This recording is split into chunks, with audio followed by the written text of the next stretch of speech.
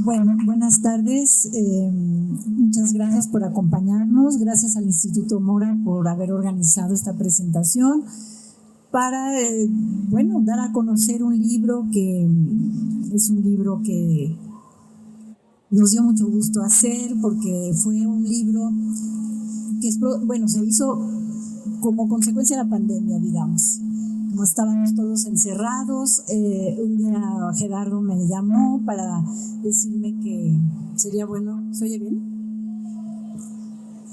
Como hace un eco, ¿verdad? Una cosa. Que sería bueno organizar un ciclo largo de conferencias para discutir sobre el tema de la historia urbana, que en México pues ya tiene unas cuantas décadas de ser un tema de estudio importante, pero que ha tenido poca reflexión, digamos, sobre los derroteros historiográficos, de síntesis, de conjunto de lo que se ha hecho. Y pensamos que era un buen momento para hacer una reflexión, un alto en el camino, para reconstruir un poco eso. Y entonces invitamos a 22 especialistas, creo que fueron de diversas instituciones del país, de diferentes generaciones de estudiosos de la historia urbana, y les pedimos, reunirnos en este ciclo largo de conferencias para que cada uno expusiera su propio trabajo, pero les pedimos que sobre todo intentaran hacer una reflexión sobre lo que podríamos llamar el andamiaje del historiador, ¿no? Cómo intelectualmente un investigador construye formas de pensamiento para abordar los temas específicos que se pretende estudiar.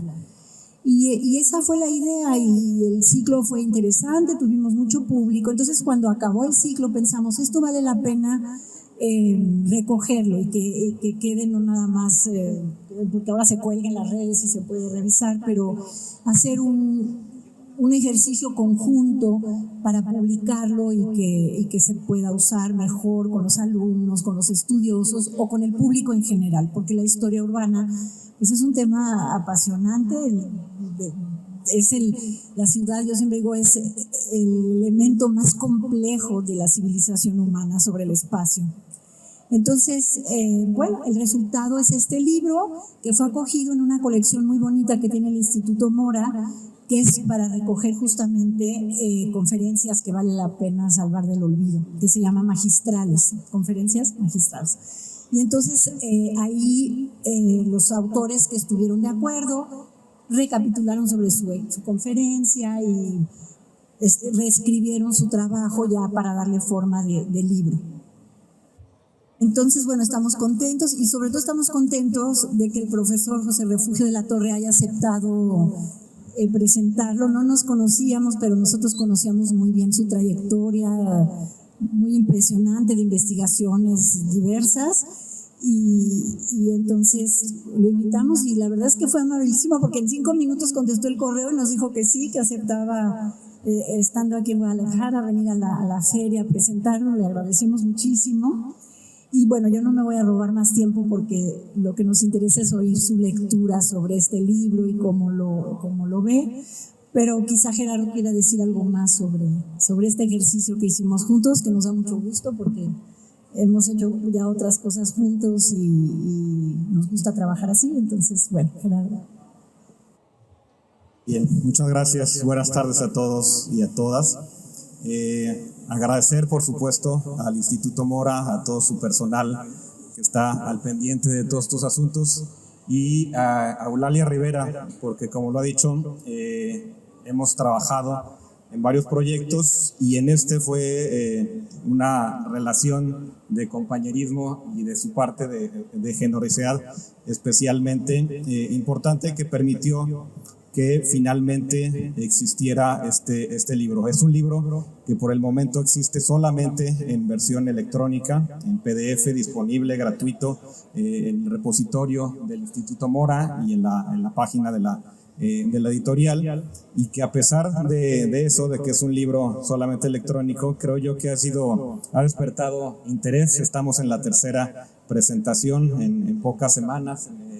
En un par de meses tenemos ya 3 presentaciones, y creo que eso nos anima también como coordinadores. Es un libro, como ha dicho la doctora Eulalia, que resultó de un ciclo de conferencias en el que nos interesaba divulgar estas líneas de investigación en un momento de incertidumbre como fue la pandemia, pero que además nos abría la oportunidad de explorar estos otros públicos. Es un libro que reúne trabajos de arqueólogos, de geógrafos, de arquitectos, de urbanistas y de historiadores, y ha sido un ejercicio para reunir y para visibilizar, para promover la convivencia de varias generaciones, de investigadores de muy diferentes instituciones, como ya lo había dicho Eulalia previamente. La historia urbana, yo creo que se ha desarrollado desde hace muchas décadas. La ciudad ha llamado la atención desde el inicio, desde hace mucho tiempo, para los historiadores, pero ciertamente se profesionalizó en los años 60 y en los años 70. Y tuvimos la oportunidad de reunir a varias de estas generaciones, a quienes habían empezado a trabajar en los años 70, a quienes lo habían hecho en los 80, en los 90 y a quienes lo están haciendo recientemente. Era uno de los objetivos de este libro. El libro hace alusión a la historia de las ciudades mexicanas y me parece que es importante decir que no es un libro donde se pueda encontrar una historia general, una síntesis de las ciudades mexicanas. Ciertamente su estructura nos conduce de las ciudades prehispánicas hasta las ciudades del siglo XXI, con algunas caras importantes en todos momentos, por ejemplo, las caras de la desigualdad. Está pensado para un público no necesariamente especializado, e importaba tener este medidor que fuera sobre todo una manera de evaluar lo que se ha hecho en la historia urbana y en estas diferentes generaciones. A veces los capítulos, ya nos comentará el doctor José Refugio de la Torre, algunos capítulos hacen un recorrido un poco más detallado sobre la historia de una ciudad, pero no importaba solamente eso, sino la parte historiográfica, como también ya se ha dicho. Interesaba que tuviéramos un medidor de la manera en que han sido estudiadas. Durante mucho tiempo, a los historiadores de las ciudades les interesaron especialmente las ciudades coloniales, las ciudades del siglo XVI al siglo XVIII. Importaba, quizás sobre todo en términos arquitectónicos, su traza, su estructura, su forma, y las ciudades prehispánicas prácticamente han sido un territorio de los arqueólogos. Prácticamente a los historiadores no hemos llegado a ello. En cambio, las ciudades del siglo XIX, desde los años 80 y 90, han llamado mucho la atención también por diversas razones. Uno de ellos es que funcionan como una especie de bisagra para procesos centrales, los procesos de industrialización, de desarrollo del capitalismo, el incremento de los flujos de comercio y movimiento, el de las redes técnicas, entre otros. Y con toda claridad, en los años del siglo XX y los que van del XXI son los que llaman más la atención ahora a los historiadores, a las nuevas generaciones. Entonces queríamos tener este medidor, hacer este balance de cómo han sido abordadas las ciudades. Entre estos diversos análisis que se entrelazan, me parece muy notable que nos permiten repensar lo urbano. Es una pregunta que quizá nos importa a nosotros en un sentido más especializado o mucho más especializado, pero que también puede ser de interés en muchos niveles. Como la historiografía en general, la historia urbana se ha escrito primordialmente en diálogo con la academia europea y estadounidense y ha tendido a hacer suyos conceptos y contextos de realidades que suelen homologarse con las nuestras. El Altépex, por ejemplo, era una concepción urbana distinta, dice Marcelo Ramírez Ruiz en su capítulo, una concepción urbana distinta a la occidental, que se fue transformando a partir del siglo XVI. Tenochtitlán, abona Eduardo Matos Moctezuma, otro de los autores de este libro, siguió en su construcción física una cosmovisión particular, la mexica, y las ciudades nómadas, estudiadas por Alain Musset, pueden poner a prueba, según él mismo afirma, la idea europea de la ciudad. Lo que entendemos por urbano ha cambiado a lo largo del tiempo, lo ha hecho constantemente y tal vez lo ha hecho cada vez con más rapidez en los últimos años. El espíritu que ha inspirado este libro es el de seguir haciendo esfuerzos para que en el análisis histórico de las ciudades dialoguemos a partir de diferentes disciplinas interesadas, con múltiples enfoques y entre las diversas generaciones, en momentos en que lo urbano está más que nunca en el centro de nuestras preocupaciones y en los que la perspectiva histórica tiene mucho que decir. Cierro este pequeño comentario con lo que podría haber sido el inicio. El inicio de este libro recupera una idea de Carlos Aguirre Anaya que nos ha resonado durante toda su elaboración. Carlos Aguirre escribió en 1983, hace poco más de 40 años, lo voy a citar, que la intensa urbanización que vivía México y los muchos problemas urbanos que el proceso llevaba aparejados, a pesar de ellos, carecíamos de una visión sistemática y clara de la evolución de nuestras ciudades. Analizar el cómo, el porqué de la historia de nuestros asentamientos urbanos no es hoy, escribió hace 40 años, un asunto que competa solo a la divagación erudita, sino que apunta hacia la resolución por medio de un mayor y mejor conocimiento. Esa creo que ha sido una de las ideas rectoras que nos ha conducido en la elaboración de este libro y pues nos dará mucho gusto escuchar los comentarios del doctor José Refugio de la Torre al respecto. Muchas gracias.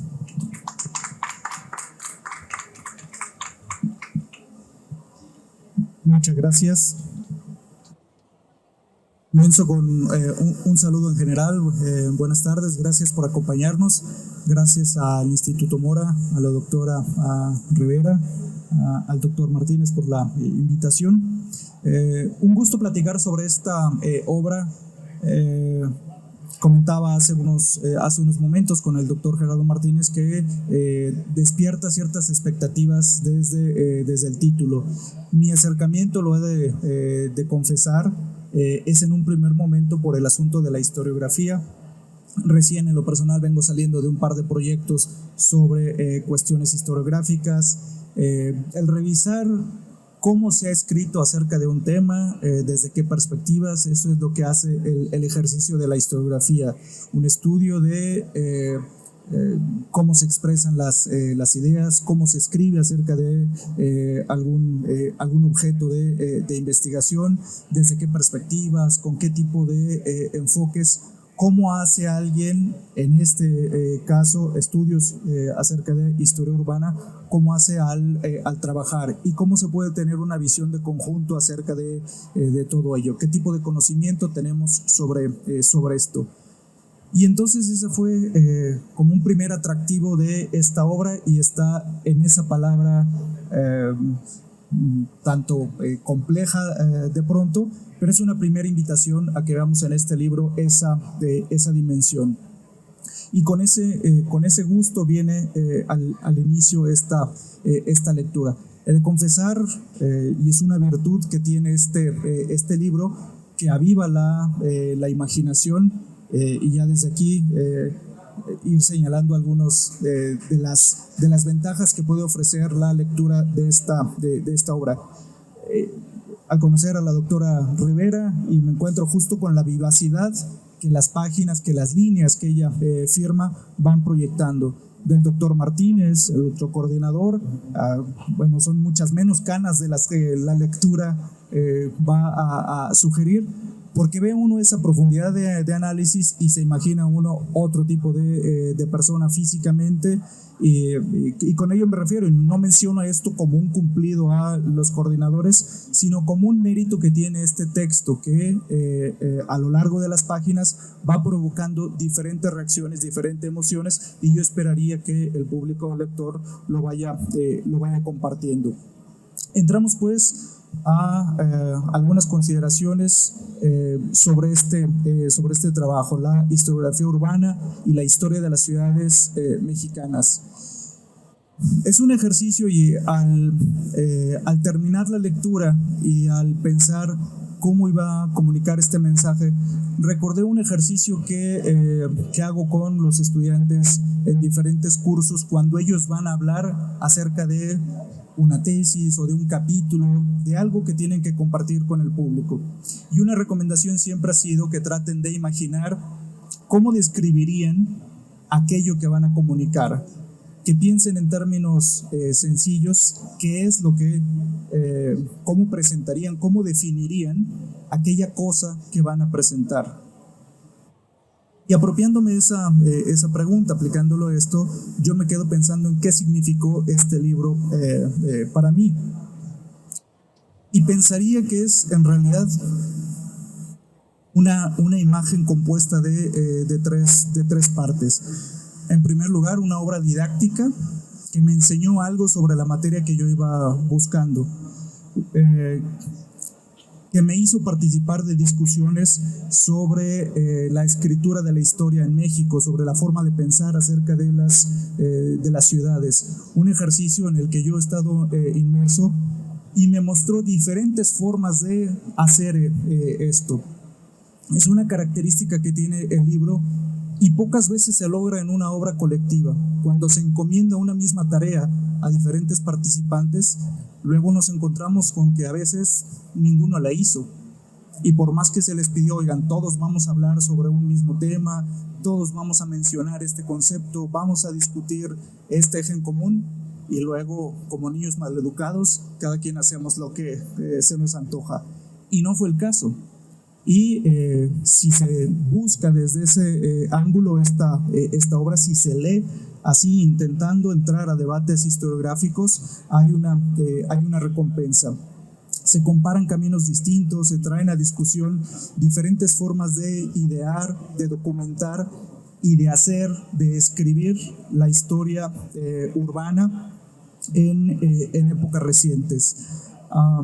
También es una suma de historias, en una segunda dimensión, es una suma de historias, dice el doctor Martínez, no es toda la historia de las diferentes ciudades que se ven aquí, pero sí se nos comparten nuevos conocimientos sobre procesos de cambio en diferentes entornos urbanos de México. Y de pronto, como lectores, nos invita a reconsiderar cosas que damos por sentado. ¿Cuándo se empezó a pagar por los servicios públicos, el agua? ¿Cómo se hace para que una ciudad vaya teniendo su infraestructura hidráulica o eléctrica? ¿Cómo se dan esos procesos?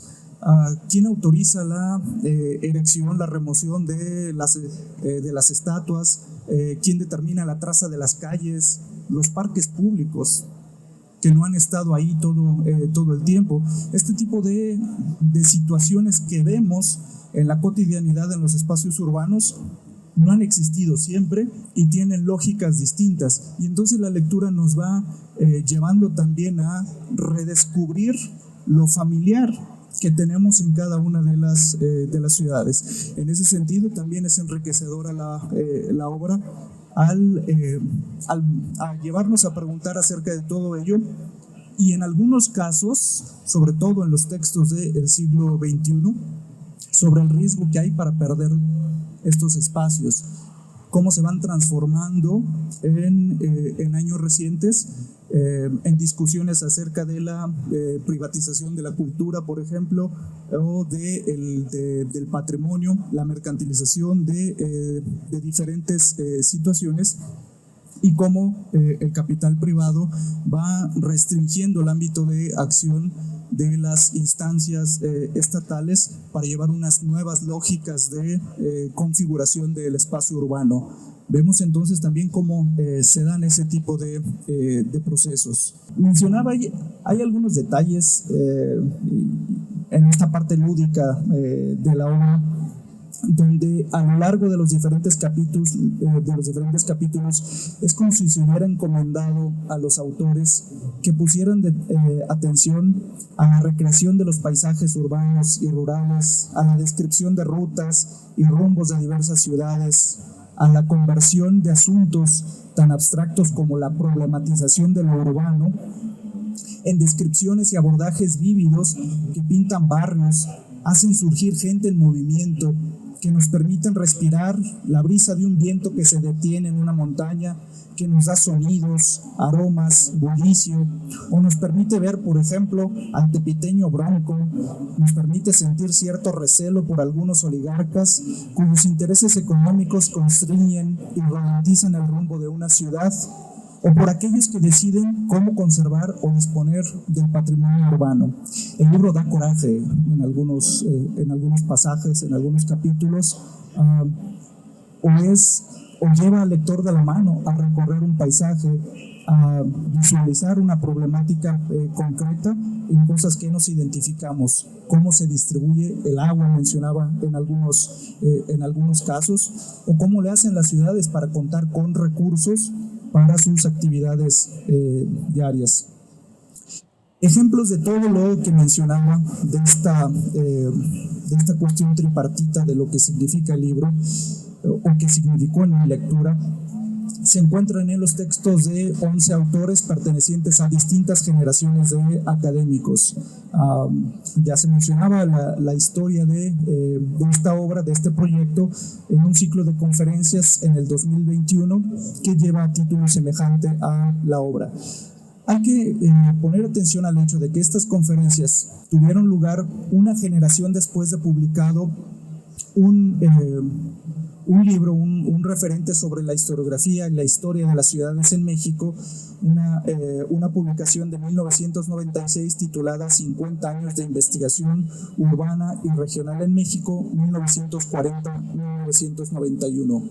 Esto es significativo y decía la doctora Rivera que consideraron que era un momento para tomar una pausa y hacer una revisión del conocimiento que se había generado acerca de estos temas. Yo en lo personal coincido con quien dice que es un ejercicio necesario cada generación voltear la mirada a cómo hemos hecho, cómo hemos dicho, qué es lo que ha pasado en el campo en el que se está uno desempeñando.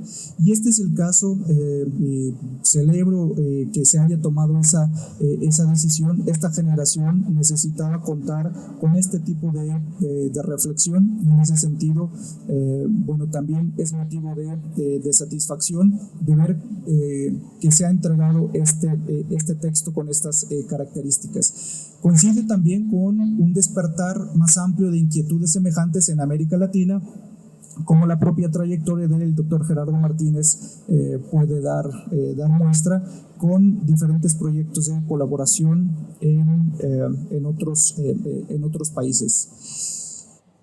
En suma, el conjunto de trabajos es fiel a las preocupaciones que los coordinadores plantearon acerca de las posibilidades para estudiar lo urbano desde la perspectiva histórica. La buena noticia para los lectores es que no nos quedamos con una abstracción, lo urbano, que entrecomillan y que citan así en abstracto los coordinadores.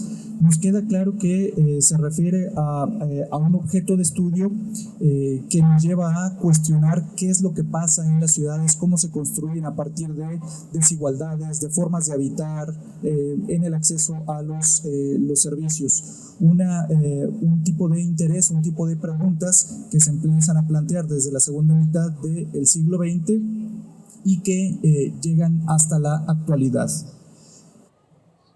Y con todas estas situaciones, los lectores nos podemos preguntar, entonces, si son 11 capítulos donde se invitó a colaborar a diferentes autores, ¿es uno o son varios libros? ¿Cómo resulta esto? Y se encuentra uno a lo largo del texto que hay cuestiones que indican una cierta libertad creativa en que se dejó a los autores. Se socializó una agenda de trabajo, desde luego, pero uno nota que hay un abordaje diferenciado con algunos conceptos o algunos temas característicos de las discusiones desde la geografía o desde la historia. Hay un uso diferenciado de términos como región, lugar, territorio, provincia. Aún dentro de un mismo ensayo se usan a veces indistintamente estos términos, pero parece que es en el sentido de la libertad que cada autor tiene para hacer sus propios abordajes, porque lo importante no es que haya una unidad terminológica en todo el libro, sino que se privilegie la discusión sobre lo urbano.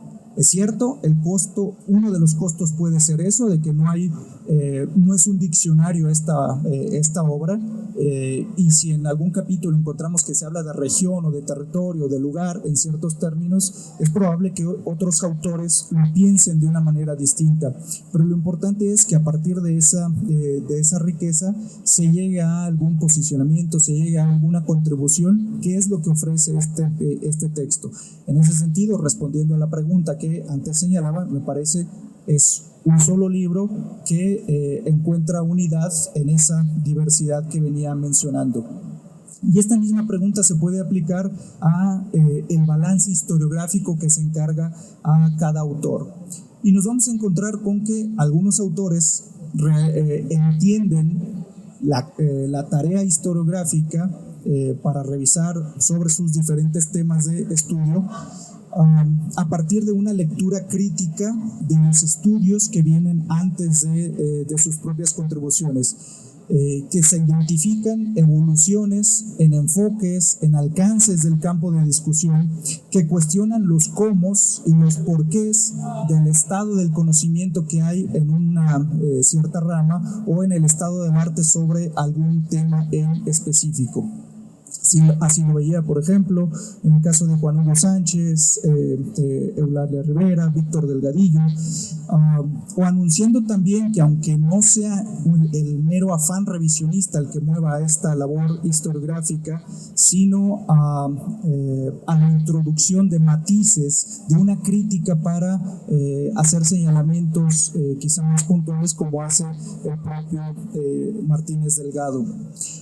Otros autores, en cambio, asumieron esta tarea en términos de la elaboración de bibliografías comentadas, las cuales también resultan útiles para identificar a los pioneros en algún campo de discusión, los derroteros que luego han seguido hasta fechas recientes algunas conversaciones, como lo comparten Ramírez Ruiz, al decir que en algún punto de su trabajo se presenta un resumen de textos de distintos autores, o con Calderón Martínez, quien alista un sinnúmero de autores, o Quirós Rote, quien trabaja síntesis de contenidos de ponencias, de seminarios o panoramas de lecturas de un curso que se brinda en la UNAM, o algún recuento cronológico de las expresiones del urbanismo popular en la capital del país.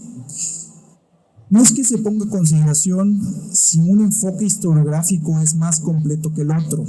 Esa diversidad de la que yo estaba hablando, yo no la entendí como un reto de a ver quién hace mejor la tarea. No se trata de establecer si un estudio de caso de los 11 que encontramos aquí en el libro es más interesante o es más útil para pensar el fenómeno urbano. No es ese el sentido de la obra. Lo que yo entiendo, y me parece, para ilustrar este punto, apropiado retomar una idea explorada por Martínez Delgado en su ensayo sobre las fotografías de ciudades mexicanas, al reconocer que los análisis particulares sobre fotógrafos, sobre fotografías, sobre ciudades en específico, nos otorgan una vista fija, dice él, una información captada de manera impresionista. Nos muestra a un fotógrafo queriendo construir una imagen, pero el conjunto, el fuego cruzado de muchas cámaras e intenciones, de varias formas de leerlas, permite pensar en lo urbano de manera más compleja. Y creo que eso vale para el esfuerzo de pensar historiográficamente este objeto de estudio. Se trata de invitar a nuevos lectores a acercarse a una multiplicidad de formas de hacer para seguir pensando en lo urbano. Es entonces una invitación general la que hay ahí para acercarse a esta diversidad de temas. Quisiera mencionar, bueno, no creo que nos dé el tiempo para pasar a los contenidos de los 11 capítulos y reseñarlos cada uno, pero sí seleccionar algunos pasajes e intentar que este comentario retome también algo a mí me gusta mucho de la lectura pública como invitación a conocer la obra. Y en palabras de los propios autores, ver cómo se va materializando este interés por lo urbano, que puede sonar muy abstracto, pero que, como mencionaba, tiene que ver con nuestras formas cotidianas de vivir la ciudad o tener nuestra cotidianidad en las calles. Con Eduardo Matos Moctezuma, acerca de su estudio sobre el recinto sagrado de Tenochtitlan, el autor entreteje mitos con la historia de la fundación de la ciudad, pero nos va acercando no meramente a una descripción de cómo era la ciudad en la época de los mexicas, sino que nos está acercando a formas de vivir en una ciudad. Y en palabras de Matos Moctezuma dice, por ejemplo, la orientación oriente-poniente estaba regida por el movimiento solar. En el centro se encontraba el espacio y habitación de los dioses, dentro de una plaza o recinto que revestía gran sacralidad, mientras que los alrededores eran el lugar de asiento y habitación de los hombres, el espacio profano. La ciudad y el recinto ceremonial eran expresión de esta cosmovisión. Se trata entonces, ahí termino esa cita, se trata de ir trabajando representaciones acerca del recinto sagrado de Tenochtitlan a través de diferentes imágenes, planos, y haciendo consideraciones acerca de la distribución espacial y de las formas de uso del espacio en ese momento antes de la llegada de los españoles. Esto y el trabajo de Matos Moctezuma coincide con diferentes interpretaciones, por ejemplo, de historias de la cartografía, donde las imágenes que se tiene para trabajar estos planos, estos mapas, no son representaciones exactas de la realidad, sino textos con los que se construye un relato. Y Matos Moctezuma nos invita a pensar ese recorrido sobre la ciudad, sobre Tenochtitlan, imaginando los usos de ese espacio. Una problemática distinta es la que aborda Marcelo Ramírez Ruiz sobre los pueblos de indios, mostrando entonces que los españoles estuvieron interesados en organizar, en transformar los asentamientos indígenas en pueblos con fines desde luego asociados a la dominación colonial. Se podrá estar de acuerdo o no en la reconstrucción historiográfica que se hace aquí para ver cuáles son los textos que nos han o que dieron inicio a estas tradiciones de estudios acerca de la organización social de los pueblos indígenas en el centro de la Nueva España. Para mí, en lo personal, algunos autores se quedaron fuera de la discusión, o vería más bien el origen en otras líneas que aquí aparecen únicamente como antecedentes. Es el caso de los trabajos de Charles Gibson, que quizá hubiera visto, o yo como lector hubiera preferido ver mejor representados en ese balance historiográfico. En todo caso, en lo que podemos estar de acuerdo con Marcelo Ramírez Ruiz en este trabajo es, y los invito a considerarlo en sus palabras, que el pueblo de indios fue la condición necesaria para el éxito del colonialismo español en América. Por eso estamos de acuerdo en que el Altípetl colonial no fue sinónimo del pueblo de indios, en el cual se aprecian, sin embargo, varias características que sugieren la existencia de patrones espaciales que derivan de la territorialidad prehispánica. En otro trabajo, Alain Mouchet vuelve sobre un tema al que ha dedicado largas páginas, un clásico de su trayectoria, los traslados de ciudades en México y la América hispánica. Es un texto que inicia como evocación, remontando al lector a la experiencia del sismo de 1985, que planteó la posibilidad de trasladar la capital federal mexicana a una nueva sede. Y a partir de ahí, darse cuenta de que ese fenómeno de discutir este no es el mejor lugar para tener una ciudad, en realidad no fue algo propio del siglo XX o no fue algo que iniciara en ese momento. Se dio cuenta que desde el propio siglo XVI eran discusiones que ya se habían tenido por diferentes razones. Es una propuesta que a su modo desarrolla una epistemología del traslado con una vertiente que explora las dimensiones espaciales, algo que él llama la arqueología física del traslado, y otra donde intervienen aspectos culturales, psicológicos asociados a esos procesos de traslado, algo que él llama una arqueología moral e intelectual de la memoria. En palabras de Alain Moussou, todo esto que puede sonar complejo, él lo expresa con una sencillez que atrapa al lector. Y dice: me di cuenta de que el caso de la Ciudad de México, al contrario de lo que pensaba en un principio, no era excepcional. La relativa facilidad para cambiar de sitio puede explicarse porque, sobre todo en lo que se refiere al siglo XVI, se trataba generalmente de asentamientos poco o mal conformados y con un escaso número de habitantes.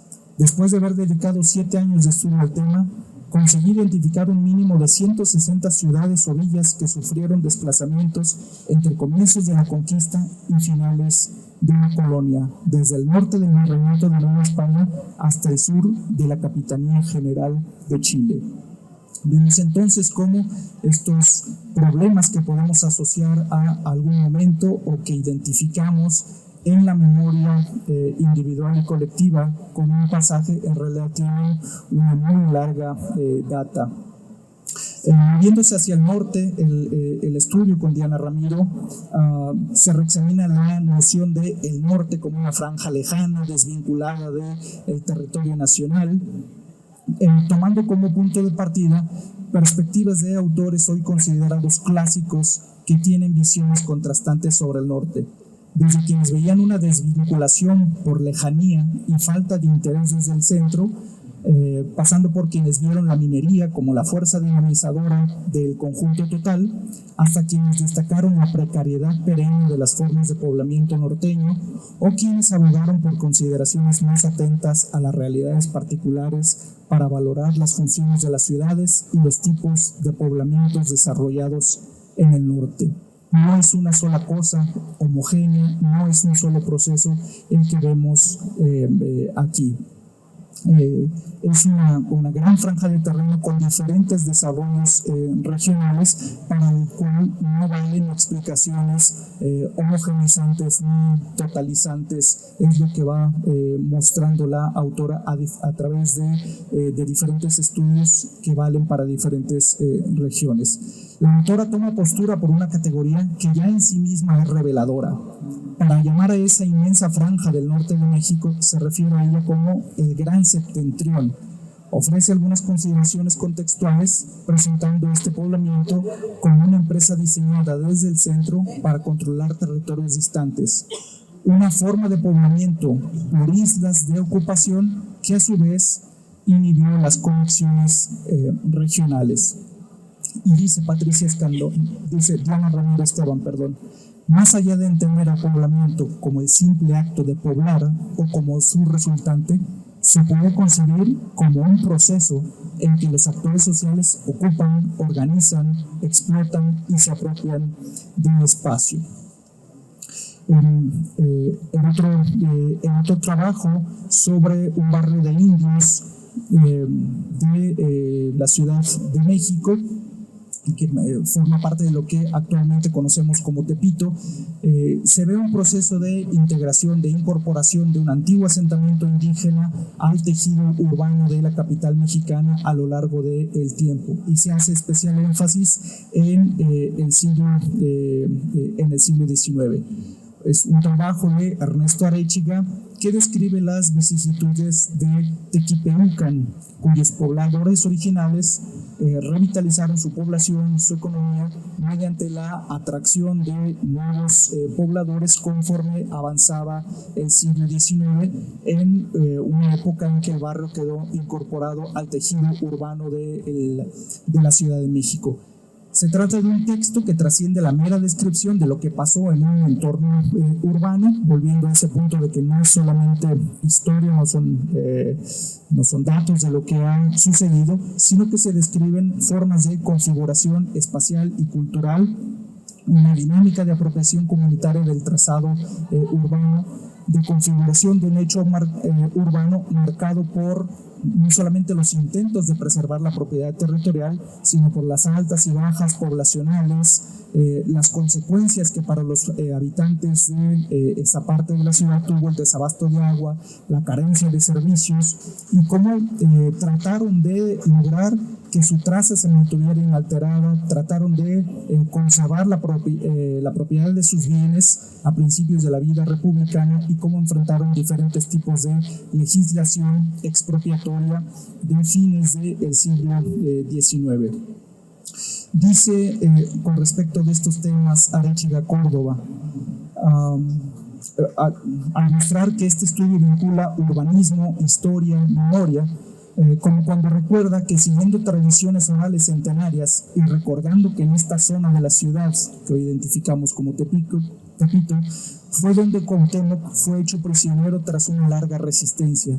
Señala el autor que, cito, en Tepito, a menudo se alude a Cuauhtémoc como ejemplo de esa resistencia, y se dice que él dejó un legado a los habitantes de este lugar, es decir, la consigna de resistirse de todas las maneras posibles frente al poder opresor, sin importar el modo en que éste se manifieste ni los medios que utilice. Y este tipo de expresiones que encuentra él a través de tradiciones orales las lleva también en su estudio al explicar cómo luchan los habitantes por retener la propiedad territorial. Juan Hugo Sánchez García tiene un texto sobre los bienes de la ciudad, en el caso de desamortización en distintas ciudades mexicanas en el siglo XIX, preguntándose acerca de los efectos de la ley de desamortización de fincas rústicas y urbanas de 1856, comúnmente asociada en la historiografía a los embates liberales contra la propiedad en manos del clero y de las comunidades indígenas. Se trata de un ensayo que combina tanto el interés por la valoración de las formas de escritura acerca del destino de los bienes de las ciudades y el papel de los ayuntamientos en la desamortización, en tanto contribución a nuevos enfoques sobre la historia de lo urbano.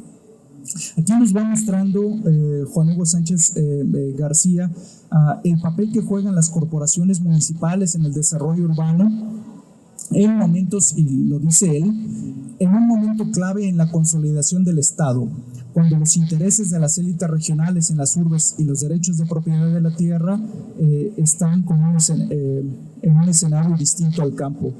De hecho, con el estudio de estos fenómenos, podemos comprender algunas piezas de la problemática urbana: las finanzas de la ciudad, la ocupación regulada o irregular en las periferias de algunas ciudades y la agenda liberal aplicada al espacio urbano.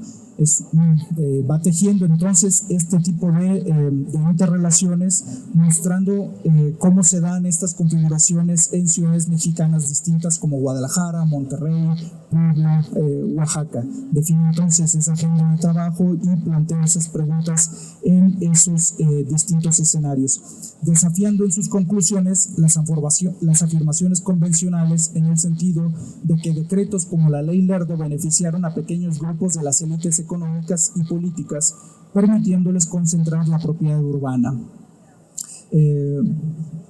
Ve que sí hay una concentración de propiedades en casos como Guadalajara, pero por ejemplo en ese caso dice se transfirieron a 348 individuos de un total de 508 ejidos.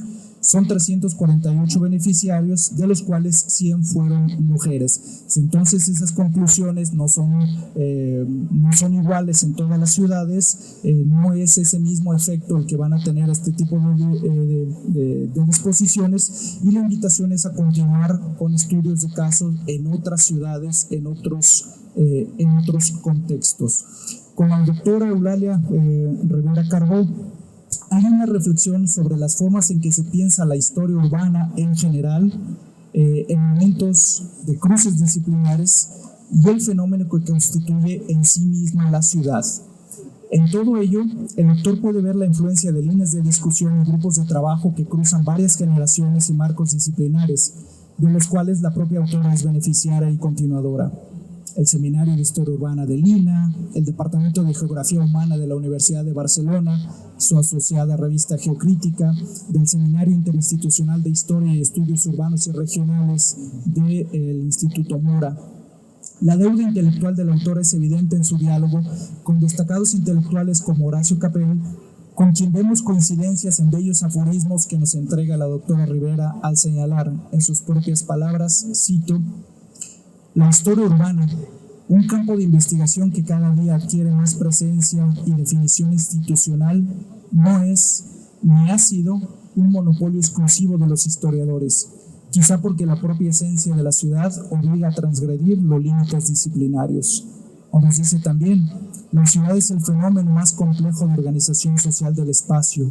Si uno aprende a leer el paisaje de las ciudades, se puede llegar a entender por qué las ciudades son como son y funcionan de la manera en que lo hacen". Y en este estudio a mí me costaría trabajo seleccionar un pasaje para compartir con todos ustedes, y más bien haría la invitación a que cada quien elija el suyo propio. Pero yo respiré, podría decir, para no spoilear la lectura, yo respiré las brisas del Golfo de México en este texto, y me enojé contra los tabacaleros y contra las empresas que estaban en Orizaba, con esos intereses oligárquicos en el siglo XVIII y XIX que trataban de darle un destino a la ciudad. A diferentes escalas se estudia aquí la relación entre la villa y el valle en Orizaba, las batallas de una Orizaba enfrentada con los poderosos latifundios que la estrangularon en la época colonial, sus contiendas por el territorio, la lucha por los servicios a nivel de las manzanas y las calles de la ciudad, y finalmente los pequeños espacios emblemáticos de la ciudad, la Alameda y la Plaza Mayor. Se ve aquí entonces una puesta en escena de una perspectiva histórica para entender la organización del espacio urbano. Pero aquí entendemos entonces que ese espacio no está solamente dado por los lugares físicos, sino por los actores que van articulando el tejido social. Es una de las dimensiones de análisis que nos propone la doctora Rivera en este estudio. Con Gerardo Martínez Delgado, su estudio sobre hacer historia urbana con fotografías, se articula la historia y la historiografía urbana con la historia y la historiografía de la fotografía, el trinomio ciudad, historia y fotografía, y propone una reflexión sobre el uso de la imagen al estudiar la ciudad, buscando evidenciar las posibilidades de la relación ciudad-fotografía para plantear preguntas importantes y participar en problemas historiográficos de mayor alcance. Se valoran los alcances de colecciones fotográficas sobre ciudades entre mediados del siglo XIX y la segunda década del siglo XX. Examina el fenómeno de la revaloración de la fotografía antigua de ciudades por distintas razones, que ha producido un cambio ciertamente cuantitativo, pasando de cierta escasez a cierta abundancia, dice él, de testimonios. Hay un amplio balance historiográfico sobre ciudades y sobre fotografía, examinando críticamente la literatura respectiva y abogando por metodologías de trabajo que comparen críticamente las fuentes disponibles para la historia urbana. En sus propias palabras, señala: respecto a la historiografía urbana ocupada del siglo XIX, por mucho tiempo tuvo un marcado apoyo, además de los documentos producidos por la administración pública en sus distintos niveles, en los testimonios narrados de escritores locales, de las notas de viajeros y científicos, las notas periodísticas y obras literarias. Su aprovechamiento no siempre ha seguido los procesos de la crítica de fuentes. Los investigadores han tendido a confiar en ellas y a desconfiar de las imágenes. Con unas y con otras fuentes no solo ha faltado un trabajo más consistente y riguroso de confrontación y análisis, sino una lectura de contrastes entre estas y otras. En esencia, esto lo va llevando a una discusión que para mí deja una propuesta no solamente de crítica de fuentes, sino también en algún sentido sobre una especie de epistemología del trabajo de interpretación, marcando una diferencia entre el interés en la imagen y en el análisis de problemas con imágenes. Formas de trabajo muy distintas y que requieren también actitudes diferentes con respecto de las fuentes con las que se están trabajando. Y yo destacaría que esa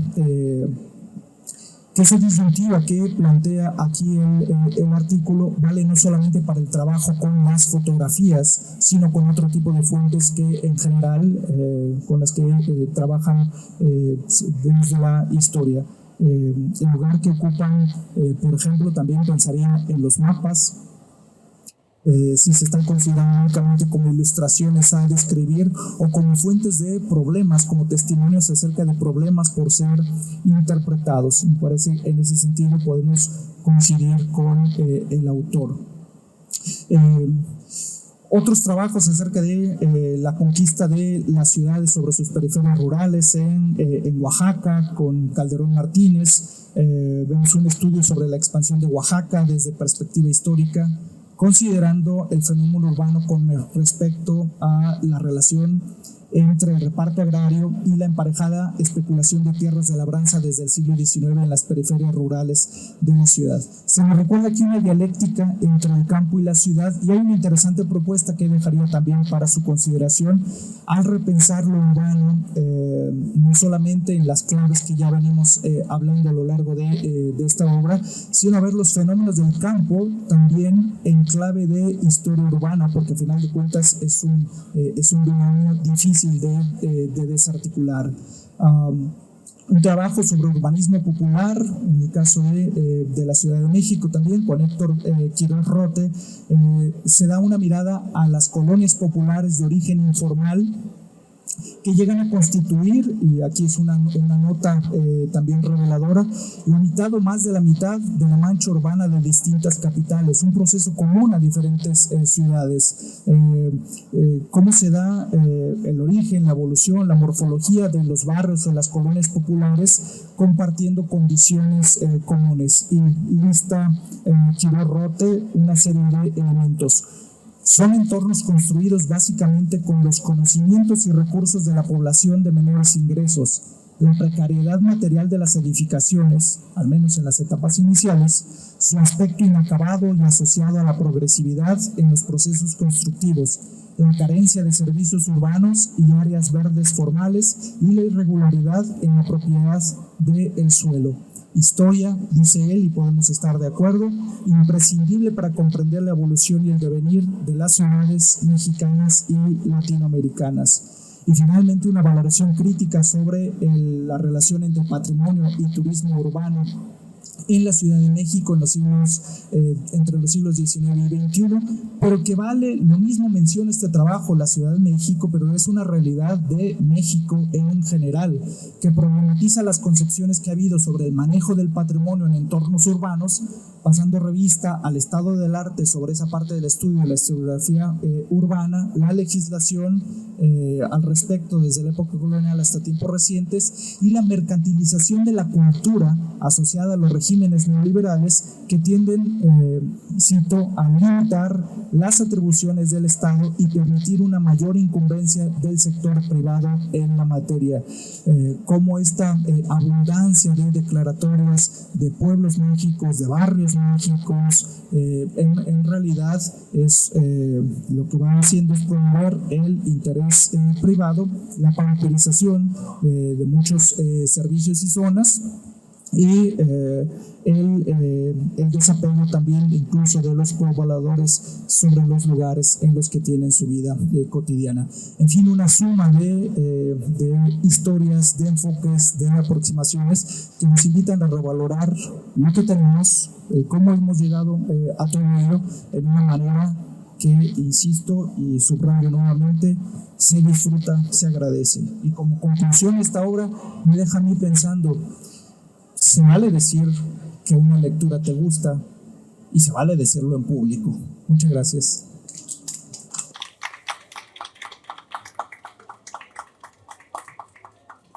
Bueno, yo nada más agradecerle a José Refugio de la Torre que se haya dado el tiempo de analizar tan concienzudamente el libro.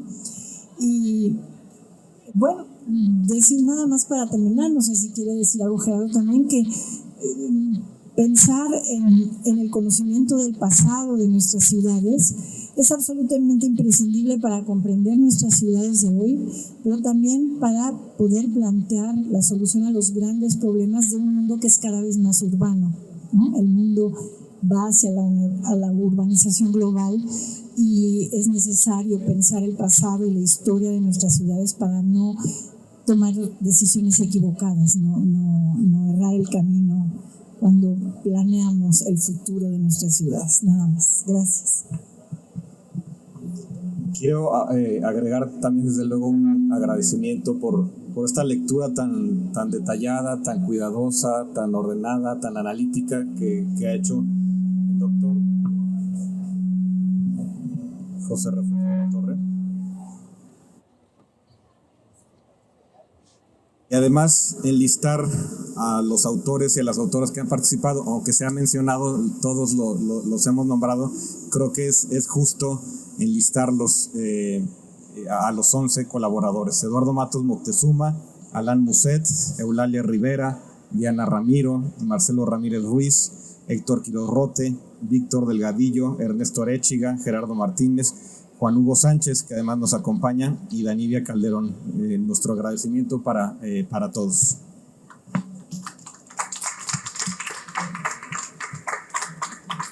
¿Alguien tiene alguna pregunta o algún comentario?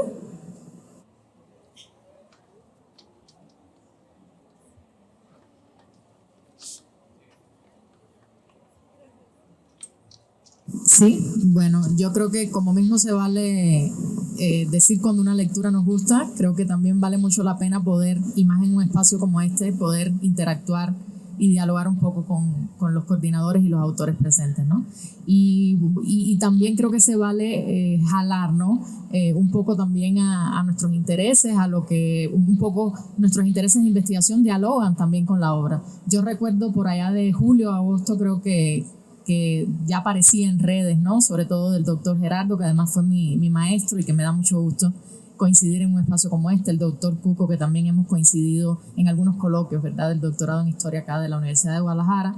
Y hay sobre todo viendo, ¿no?, estas lecturas cuidadosas, como se decía, profundas que se han hecho de la obra, y hay una inquietud que yo tengo hace algún tiempo, ¿no?, y es esta relación de las cuestiones urbanas o de la historiografía urbana, de la historia urbana, de los hilos que conducen la historia urbana, pero también con el municipalismo, ¿no? Estoy cada vez más convencida que van de la mano, y lo que me gustaría es un poco, en lo que encuentro el libro, lo puedo también atender, ¿no?, con mayor cuidado.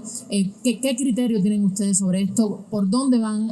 Si bien hay otras obras, ¿no?, Miradas Globales, o otras obras sobre historiografía urbana, pero un poco cuál es el criterio que tienen del diálogo que mantiene con los estudios sobre municipalismo o sobre los municipalistas, las ideas municipalistas, etcétera, porque repito, para mí estoy cada vez más convencida que van de la mano, sobre todo porque están tratando un espacio que muchas veces coincide, y sobre todo con la figura de los ayuntamientos, ¿no?, que están a final de cuentas gestionando tanto ciudades como municipios, ¿no? Entonces sería un poco mi comentario, pregunta.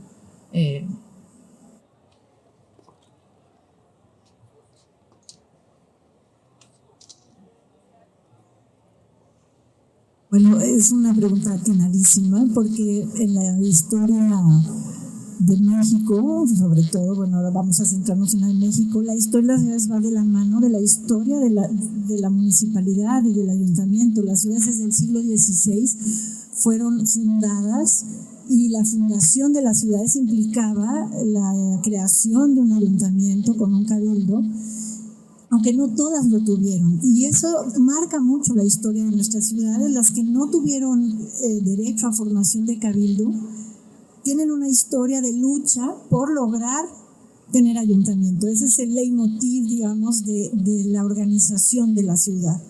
Entonces, no se pueden desvincular una de otra. El estudio del ayuntamiento, del consejo con C, es imprescindible para entender la historia de las ciudades. Y además, en un terreno historiográfico como el que pretendemos rescatar en este libro, para hacer historia urbana es absolutamente imprescindible el archivo municipal. O sea, sin archivo municipal es dificilísimo reconstruir la historia de una ciudad, porque ahí están los problemas que tienen que ver con las calles, con los servicios públicos, que son administrados por el ayuntamiento. Entonces, van de la mano, forzosamente, historiográficamente, metodológicamente, ¿no? Más que historiográficamente, quería decir yo metodológicamente.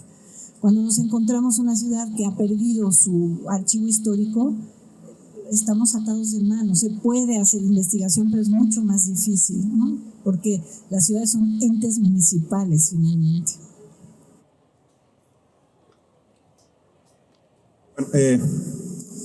Voy a añadir un comentario un poco en otro sentido.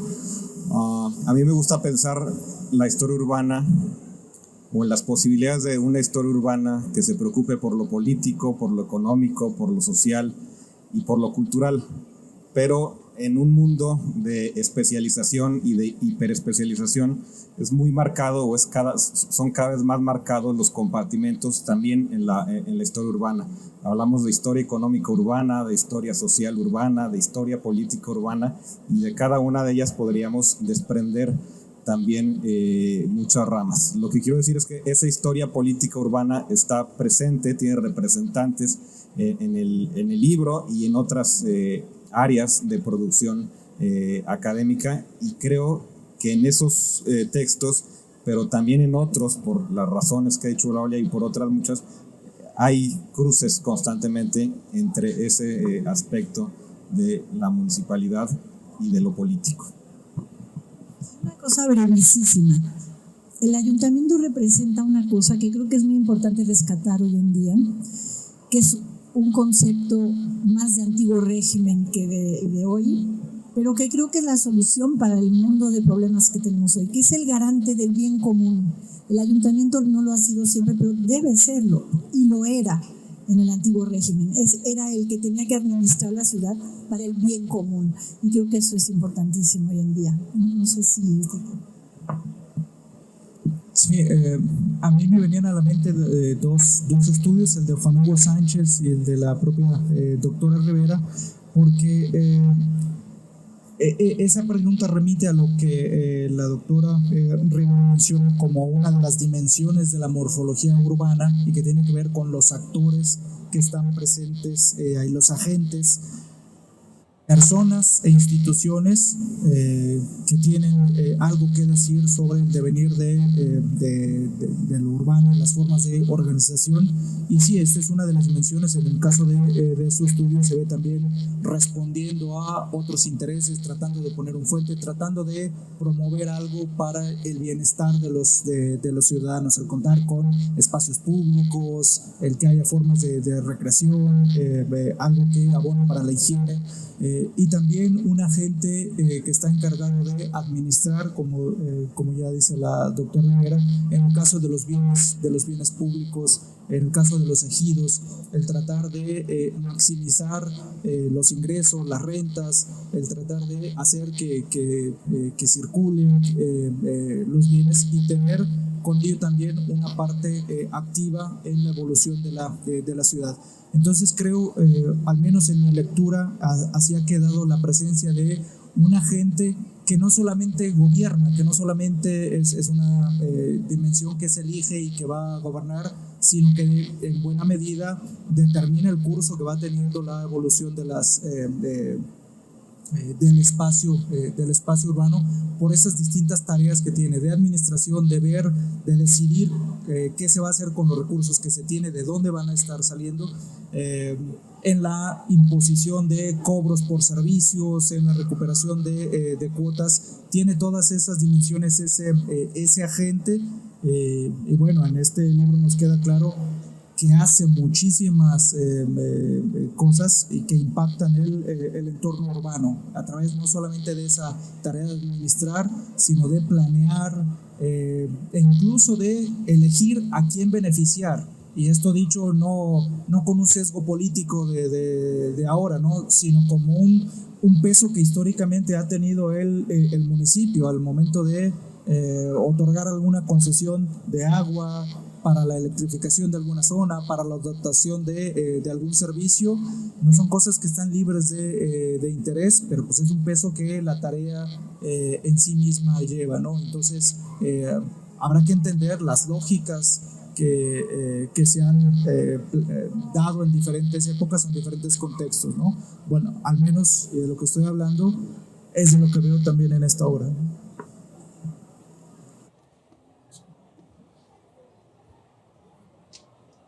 Bien, pues nuevamente agradecemos su asistencia y los invitamos a participar en la siguiente presentación que el Instituto Morat tiene preparada para ustedes, la cual será una presentación virtual.